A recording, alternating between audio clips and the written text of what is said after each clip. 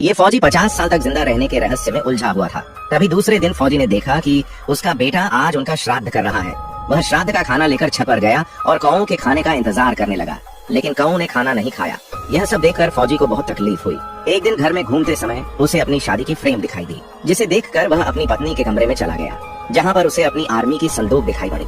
फौजी अपने उस बक्से को खोलकर देख ही रहा था कि तभी उसकी पत्नी वहाँ आ गई और उसने उसे डांटते हुए कहा कि तुमने इसे क्यों हाथ लगाया। तब फौजी से रहा नहीं गया और उसने गुस्से में कहा कि मैं ही तुम्हारा पति हूँ। उसकी पत्नी यह मानने को तैयार ही नहीं थी। तब उसने पिछली सारी बातें बताई।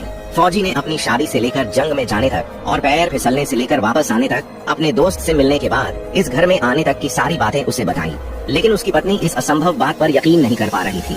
तभी वह कमरे से बाहर जाने लगी। पीछे से फौजी ने उसे रोकते हुए वही लाइन बोली जो उसने उसे शादी के बाद बोली थी। वो लाइन सुनते ही वह रुक गई। उसने उसे गले लगा लिया। तभी पीछे से उसका बेटा वहाँ पर आ गया।